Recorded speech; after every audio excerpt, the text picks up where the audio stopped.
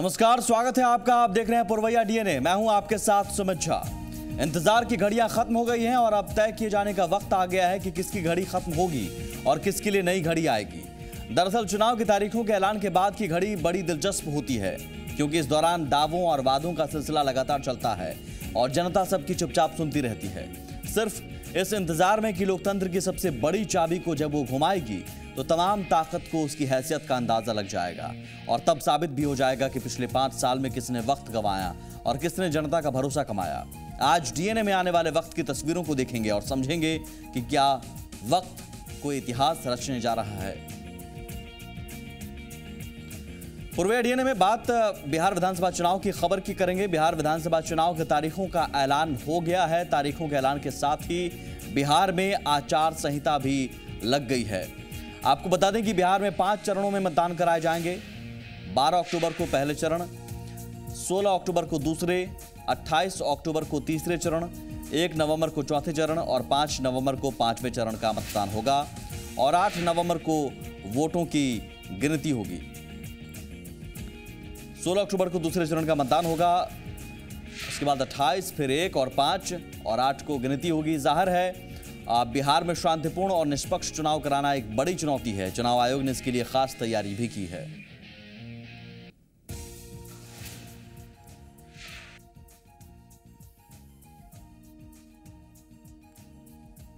आपको बता दें कि बिहार में कुल 243 विधानसभा क्षेत्र हैं, जिसमें से 38 अनुसूचित जाति और 2 अनुसूचित जनजाति के लिए आरक्षित हैं। बिहार के 38 जिलों में से 29 जिले नक्सल प्रभावित हैं। नक्सल प्रभावित जिलों के 47 विधानसभा क्षेत्र ऐसे हैं जहां नक्सलियों का प्रभाव है। उन विधानसभा क्षेत्रों में सुरक्षा के खास इंतजाम किए जाएंगे।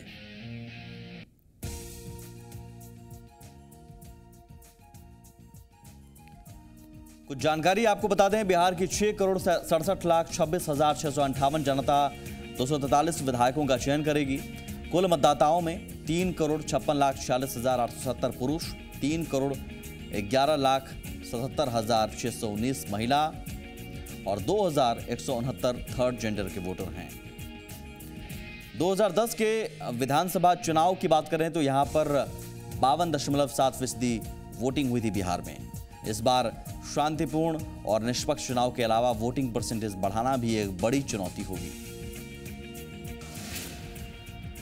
The Commission has already ordered that election machinery undertakes effective preventive measures against antisocial elements by means of checking vehicles on roads, undertaking action under various laws such as CRPC, IPC, and also taking actions against illicit arms, illicit liquor, and all other related action. आइए अब आपको बता दें कि इस चरण में कितनी सीटों पर कहां मतदान होगा। सबसे पहले बात फर्स्ट फेज की।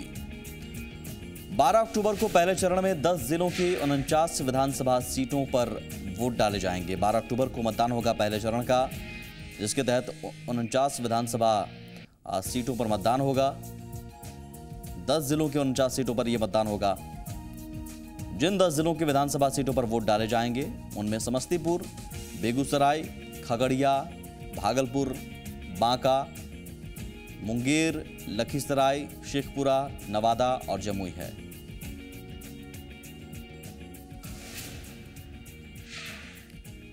और दूसरे चरण के मतदान 16 अक्टूबर को होंगे और दूसरे चरण में 6 जिलों की 32 सीटों पर वोट डाले जाएंगे। दूसरे चरण में जिन 6 जिलों में मतदान होगा वो हैं कैमूर, रोहतास, अरवल, जहानाबाद, औरंगाबाद और गया। इन जिलों में मतदान होंगे दूसरे चरण के तहत।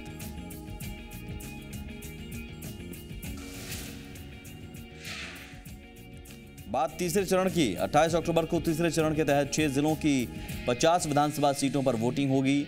इस चरण में जिन 6 सीटों पर वोटिंग होगी वो हैं सारण, वैशाली, नालंदा, पटना, भोजपुर और बक्सर। अब चौथे चरण पर एक नजर डालते हैं। 1 नवंबर को चौथे चरण के तहत 7 जिलों की 55 सीटों पर मतदान होने हैं। 55 विधानसभा सीटों पर वोट डाले जाएंगे। इनमें 7 जिले जो हैं उसमें पश्चिमी चंपारण, पूर्वी चंपारण, शिवहर, सीतामढ़ी, मुजफ्फरपुर, गोपालगंज और सिवान। चौथे चरण के मतदान 1 नवंबर को होंगे। 5वें चरण की बात करें तो 5 नवंबर को 5वां चरण और आखिरी चरण के मतदान होंगे। 9 जिलों के 57 सीटों पर मतदान होंगे। 5वें चरण के मतदान जिन जिलों की विधानसभा सीटों पर होंगे वो है मधुबनी, सुपौल, अररिया, किशनगंज, पूर्णिया, कटिहार, मधेपुरा, सहरसा और दरभंगा। ये जिले सीमांचल और मिथिलांचल के हैं। आइए अब देखते हैं चुनाव की तारीखों के ऐलान के बाद बिहार के 3 बड़े नेता नीतीश कुमार, लालू प्रसाद यादव और सुशील मोदी का क्या कहना है। बिहार का चुनाव नहीं है, यह देश का चुनाव है। ये मामूली चुनाव नहीं है। इस चुनाव से पूरे भारत भर में भाजपा की सरकार का उल्टा गिनती शुरू हो जाएगा और उसी को ध्यान में रखते हुए हम लोगों ने अपनी तैयारियां की है। अब जल्दी जल्दी सीटों का बंटवारा करके हर पार्टी को कितना किधर क्या लड़ना है वो सब अपना करके हम लोग सब काम करेंगे।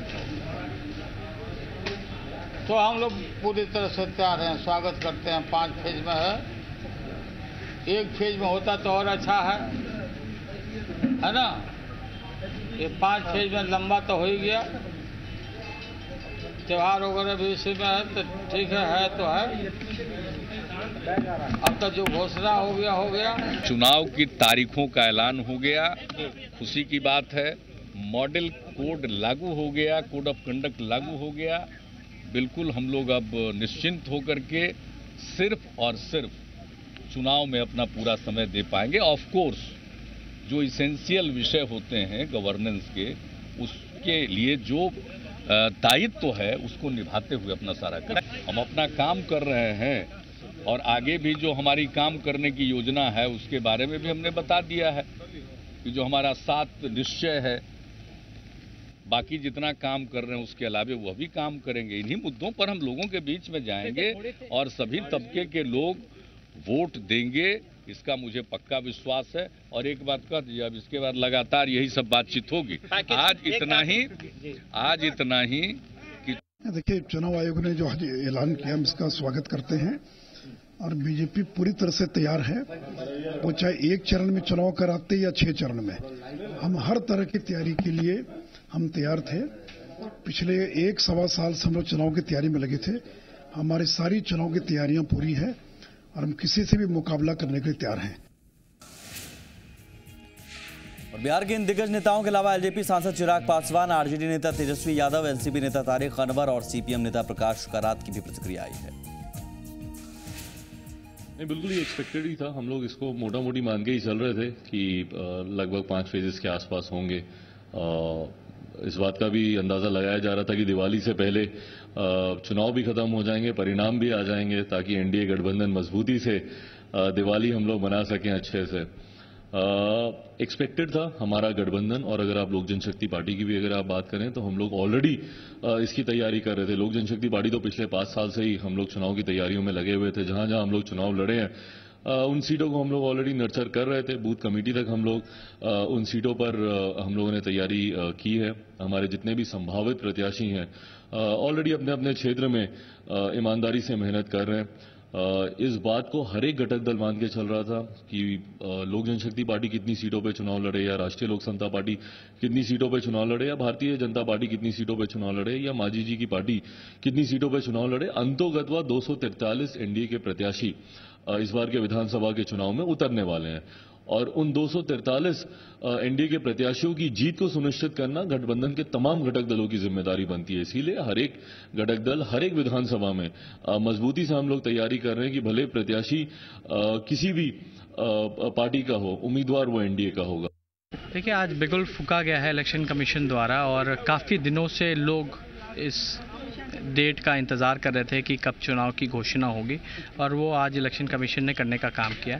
हमारी पार्टी और हमारा जो महागठबंधन है, हम लोगों ने साफ साफ क्लियर कर दिया है कि हमारा चीफ मिनिस्टर कौन होगा, हमारे सीटें कितनी लड़ी जाएंगी दोनों पार्टी तीनों पार्टी द्वारा, मगर आप देखेंगे दूसरे साइड हम लोग तो पूरी तरीके से तैयार हैं और पूरा आश्वस्त हैं कि महागठबंधन की सरकार बनेगी और बिहार का विकास होगा। मगर जो दूसरा खेमा 1-2 दिन से जो पासवान जी और जीतन राम मांझी जी की जो झगड़ा चल रहा है, हमको लगता है कि एनडीए में संकट ज़्यादा है और बीजेपी में भी अंदरूनी कलह, जिस तरह से सुशील मोदी जी के दौरे में जिस तरह से विरोध हो रहा है, तो उस हिसाब से मेरे को लगता है कि जो इनका जो गठबंधन है वो काफ़ी कमज़ोर हो रहा है और उनके लिए खतरे की घंटी है।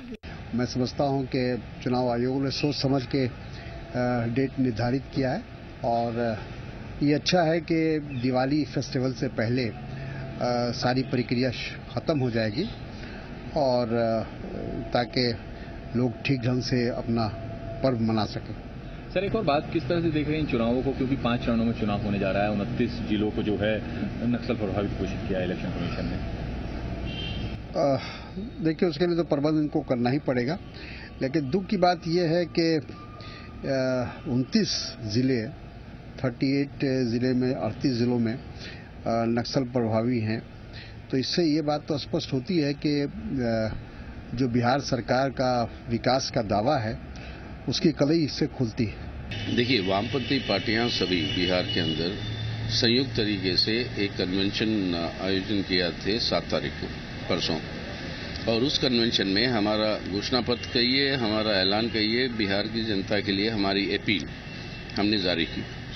हमारे 3 मुख्य नारे और जनता से यही अपील कर रहे हैं। पहला, और जो हम समझते हैं आज के दिन बहुत जरूरी है, कि सांप्रदायिक भाजपा को सत्ता में ना आने दें बिहार में। बिहार विधानसभा का चुनाव इस बार बेहद खास होने जा रहा है, क्योंकि ये पहला मौका है जब विधानसभा चुनाव को लेकर देश के पीएम और सीएम की प्रतिष्ठा दांव पर लगी हुई है।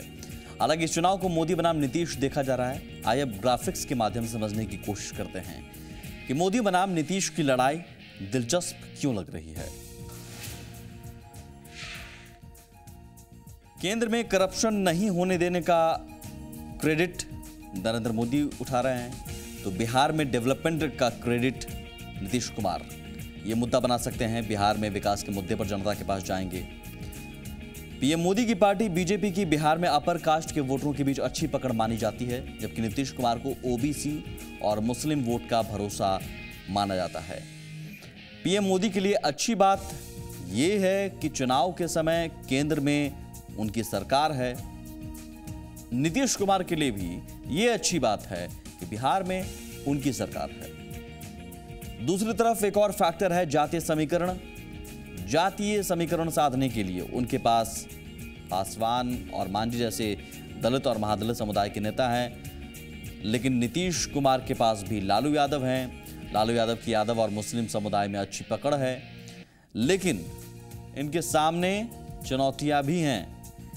मोदी के सामने चुनौतियां हैं मांझी और पासवान के बीच तालमेल बनाने की, तो वहीं नीतीश के सामने टिकट बंटवारे के बाद जेडीयू आरजेडी में बगावत को रोकना बड़ी चुनौती होगी। ये समीकरण बता रहे हैं कि बिहार में इस बार का विधानसभा चुनाव बेहद दिलचस्प होने वाला है। एक छोटा सा ब्रेक, जल्द हाजिर होते हैं।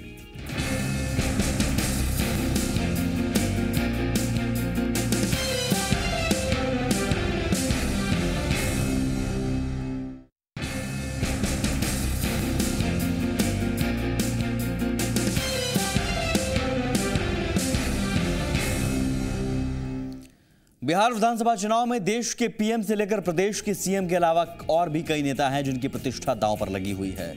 आइए एक एक कर उन नेताओं पर एक नजर डालते हैं। सबसे पहले बात प्रधानमंत्री नरेंद्र मोदी। पीएम नरेंद्र मोदी एक अच्छे ऑरेटर हैं। वे अपनी रैलियों में लोगों से सीधा डायलॉग करते हैं। चुनाव की तारीखों की घोषणा के पहले वे मुजफ्फरपुर, गया, आरा और सहरसा में रैली को संबोधित कर चुके हैं। लोग अब भी उनकी बातें ध्यान से सुनते हैं। संभावना इसका पूरा फायदा एनडीए को मिल सकता है। दूसरी शख्सियत अमित शाह, बीजेपी के राष्ट्रीय अध्यक्ष हैं। इनके बारे में कहा जाता है कि रणनीति बनाने में ये माहिर हैं। 2014 के लोकसभा चुनाव में ये यूपी के प्रभारी थे। तब बीजेपी को लोकसभा की 80 में से 75 सीटों पर सफलता मिली थी। अमित शाह अब पार्टी के राष्ट्रीय अध्यक्ष हैं। यहां चुनाव में जीत और हार उनकी कामयाबी और नाकामयाबी तय करेगा। तीसरी बड़ी शख्सियत की अगर हम बात करें, वो मुलायम सिंह यादव। मुलायम सिंह यादव का प्रभाव वैसे तो यूपी में है, लेकिन चुनाव के ठीक पहले महागठबंधन से अलग होकर उन्होंने लालू नीतीश को चौंका दिया है। मुलायम सिंह यादव में ये क्षमता है कि वो तीसरे मोर्चे का नेतृत्व कर सकें। अगर उनकी पार्टी बिहार की सभी 243 सीटों पर चुनाव लड़ती है तो लालू नीतीश को मुश्किल हो सकती है। चौथी शख्सियत नीतीश कुमार की। नीतीश कुमार बिहार के मुख्यमंत्री हैं और ग्रैंड अलायंस में सबसे ज्यादा भरोसेमंद नेता भी हैं। नेतृत्व भी कर रहे हैं अलायंस का। नीतीश कुमार को राजनीति का लंबा अनुभव भी है। 1985 में पहली बार विधानसभा के लिए चुने गए थे। उसके बाद 89, 91, 98 और 2000 में लोकसभा का नेतृत्व किया और केंद्र में बड़ी जिम्मेदारियों का निर्वहन किया। केंद्र में कृषि और रेल जैसे महत्वपूर्ण विभाग की जिम्मेदारी संभाल चुके हैं। बात लालू प्रसाद यादव की। लालू बिहार के एक बड़े मास लीडर हैं। उनके पास राजनीति का लंबा अनुभव है।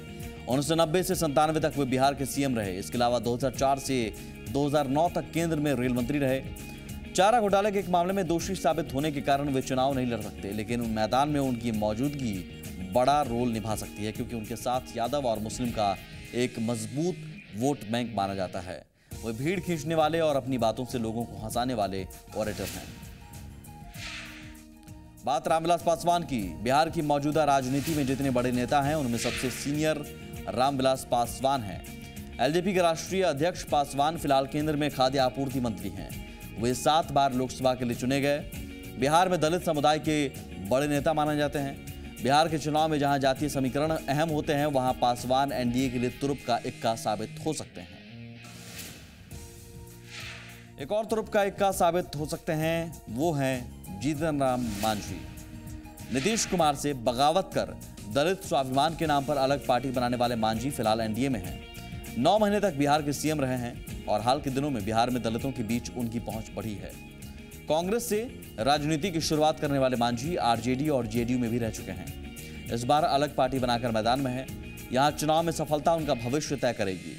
बिहार के कुल वोटरों में महादलित 10% और दलित 4.2% है। मांझी की नजर इसी वोट बैंक पर है। बात सुशील मोदी की। लालू प्रसाद राबड़ी देवी के 15 साल के कथित जंगल राज के खिलाफ सुशील मोदी लगातार संघर्ष करते रहे। जब भी मौका मिला बीजेपी ने मोदी को ही डिप्टी सीएम बनाया। शहरी वोटरों के बीच उनकी अच्छी पहचान है, लेकिन ग्रामीण इलाकों में वे इतने लोकप्रिय नहीं माने जाते। सुशील कुमार मोदी 1990 में पहली बार विधायक बने थे। 2004 में वे भागलपुर से लोकसभा के लिए चुने गए। बीजेपी ने भले ही सीएम कैंडिडेट की घोषणा नहीं की, लेकिन मोदी बड़े दावेदार हो सकते हैं।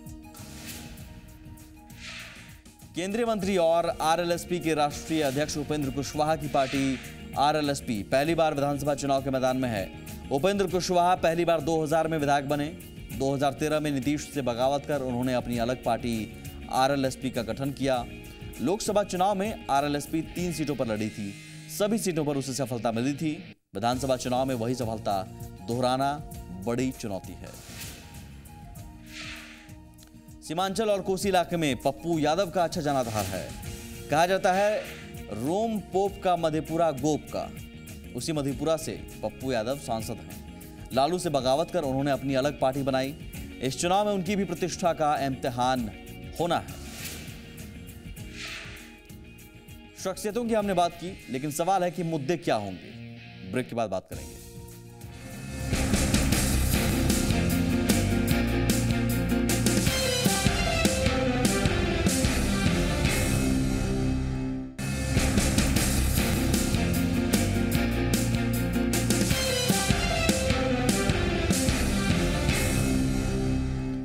तो बिहार विधानसभा चुनाव की तारीखों की घोषणा हो गई है। सियासी पार्टियों का प्रचार अभियान अब और तेज होगा। आरोप प्रत्यारोप का दौर चलेगा। जनता से नेता नए नए वादे करेंगे, लेकिन इस बीच कई मुद्दे भी हैं जो छाए रहेंगे। आए उनमें से 5 बड़े मुद्दों का डीएनए लिस्ट करते हैं। पहला मुद्दा, मोदी सरकार का जीरो करप्शन का दावा। नरेंद्र मोदी सरकार की सबसे बड़ी अचीवमेंट, कैबिनेट स्तर पर भ्रष्टाचार का अब तक कोई आरोप नहीं लगा है। बिहार में एनडीए की सरकार बनेगी तो वो भी साफ सुथरी होगी, ऐसा दावा और वादा एनडीए कर सकता है। दूसरा मुद्दा, नीतीश की इमेज। मौजूदा सीएम नीतीश कुमार अपनी साफ सुथरी छवि और अपनी सरकार के बेहतर गवर्नेंस डेवलपमेंट का बेहतर रिकॉर्ड जनता के सामने रखेंगे। तीसरा मुद्दा, केंद्र से मदद मोदी जहां ये बताएंगे कि उन्होंने बिहार को बड़ा पैकेज दिया है, वहीं नीतीश ये दावा करेंगे कि मोदी सरकार पुरानी मदद को ही नया बताकर पेश कर रही है और विशेष राज्य का दर्जा मांगने की भी बात लगातार की जाएगी। चौथा, गवर्नेंस का सवाल। बीजेपी ये मुद्दा उठाएगी कि नीतीश कुमार अगर बिहार में जंगल राज के लिए चर्चित लालू प्रसाद की पार्टी के साथ मिलकर सरकार बनाएंगे तो अच्छा गवर्नेंस कैसे दे पाएंगे। पांचवा, बिहार केंद्र में हो एक ही पार्टी का राज। एनडीए मुद्दा उठाएगा, बिहार में भी उसी की सरकार बननी चाहिए जिसकी सरकार केंद्र में हो। इससे आपसी तालमेल के जरिए डेवलपमेंट करना आसान हो जाता है। अब सब आपके पाले में है, जनता के पाले में है। देखना जनता का जनादेश क्या होता है। पुरवैया डीएनए में बस इतना ही। नमस्कार।